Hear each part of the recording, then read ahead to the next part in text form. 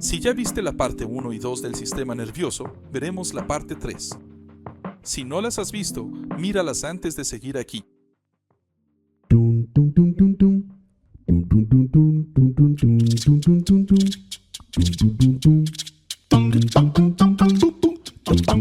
Bienvenidos, alumnos y curiosos de guardia. Mi nombre es Tarek y hoy vamos a hablar sobre las divisiones del sistema nervioso humano. Antes de que empecemos a hablar sobre las divisiones, tenemos que hablar sobre las funciones generales del sistema nervioso. Tiene varias funciones, como la percepción del entorno a través de varios tipos de glándulas y sensores que hay en tu cuerpo, el control motor de tu cuerpo, tanto en la contracción de músculos esqueléticos como en la contracción de músculos autónomos, como los latidos de tu corazón. También controla la excitación, que en muchos animales significa dormir. Despertar, hacer tu ciclo diario. Controla la homeostasis, que básicamente son los parámetros corporales dentro de un rango limitado de variación de temperatura, contenido de agua, concentración de sal, glucosa, oxígeno y varias otras cositas. Va a controlar todas esas cosas en tu cuerpo. También te da motivación y esa motivación sirve para la supervivencia, buscar comida, buscar agua, buscar refugio. Incluso buscar una pareja sexual y, finalmente, para el aprendizaje y la memoria. Al final de cuentas, el ser humano es especialista en esa parte. Bueno, para separar el sistema nervioso, lo vamos a dividir en dos partes. La primera es el sistema nervioso central, que es un conjunto formado por el encéfalo y la médula espinal en los vertebrados. A este sistema nervioso central se le conoce por las siglas SNC, y va a tener información relacionada con los sentidos, como la audición, la visión, el olfato, el gusto y el tacto. Va a recibir esa información y enviar órdenes a los músculos y glándulas para determinar una acción. El cerebro es el principal elemento de esta parte. Es hacia él a donde se dirige. El impulso nervioso va a interpretar esa información y enviará una respuesta a los órganos a los que deba ser enviada. La morfología cerebral se distingue en dos partes. La primera gran división es entre los dos hemisferios, que están separados por una línea profunda llamada fisura sagital. Dentro de tu cráneo, junto con el cerebro, tienes un líquido llamado líquido cefalorraquídeo, que fluye en el cerebro y en la médula espinal. Constituye un elemento de suma importancia, importante para el diagnóstico de varias enfermedades y alteraciones metabólicas. También existe una sustancia blanca, formada por los axones, que están recubiertos por mielina, un material lipoproteico que envuelve estas fibras y aumenta la velocidad de transmisión de los impulsos nerviosos. Eso ya lo vimos. Y una sustancia gris, que forma la envoltura o corteza cerebral.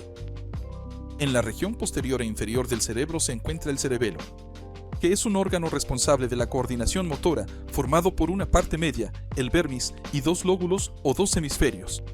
También tenemos una parte del cerebro llamada hipotálamo, que es una estación central de control de los ciclos de sueño y vigilia, control del hambre y la sed, liberación de hormonas y muchas otras funciones críticas. Tenemos el tálamo, que es un conjunto de núcleos y de funciones diversas.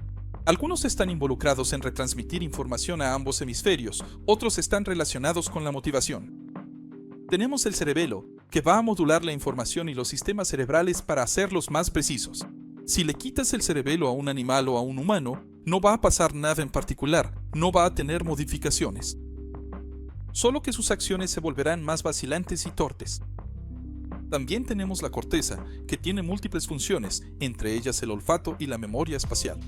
Tenemos el hipocampo, que también está involucrado en la memoria espacial para la navegación de aves, peces, reptiles y también mamíferos.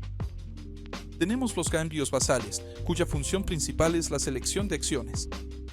Y tenemos el bulbo, que hace la transición del encéfalo a la médula. Es en esta parte donde surge un cordón nervioso cilíndrico que se extiende a lo largo de la columna vertebral, hasta el hueso del sacro. Este cordón consta de un núcleo central y una sustancia grisácea, con una disposición característica en forma de X, envuelta en una masa cilíndrica de sustancia blanca.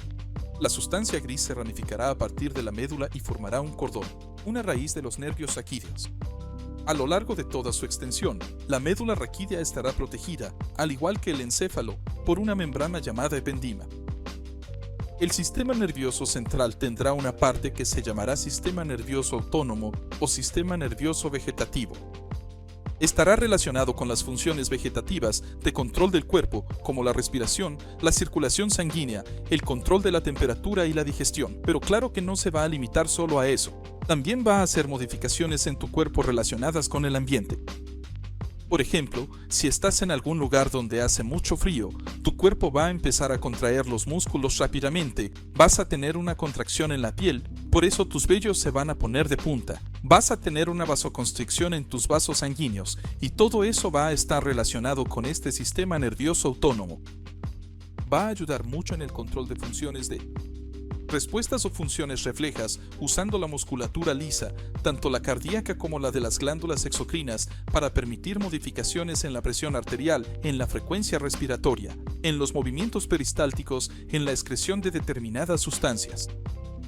Cabe recordar que el sistema nervioso autónomo no es independiente del sistema nervioso.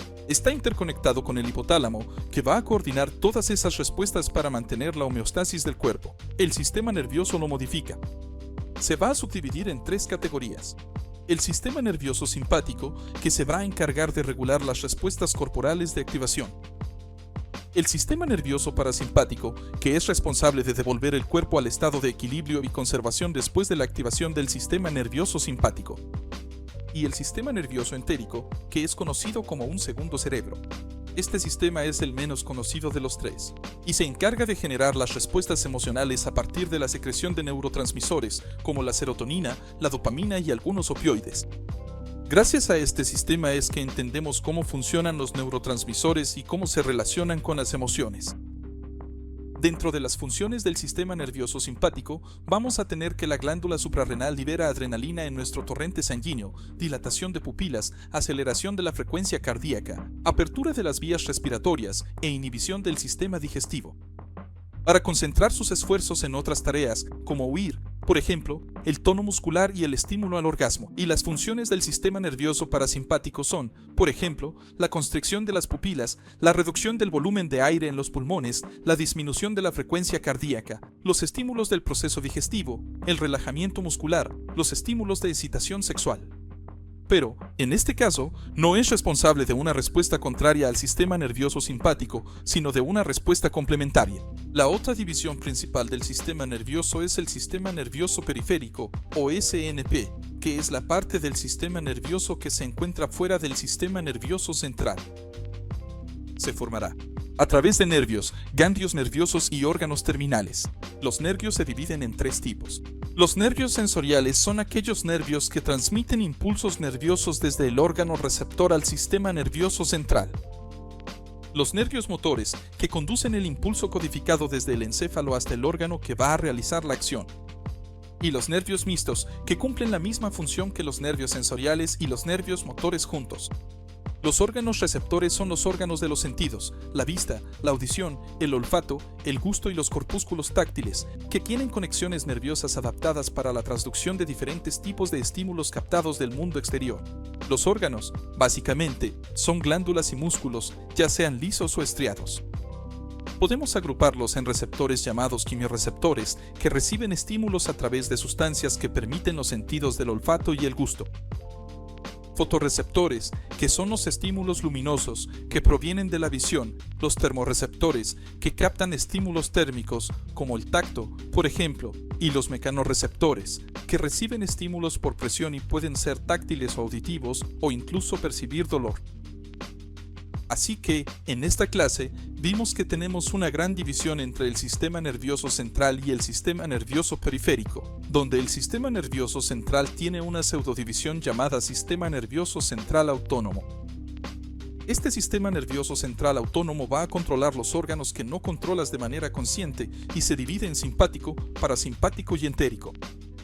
Por otro lado, el sistema nervioso periférico es responsable de captar información del ambiente hacia el interior del cuerpo.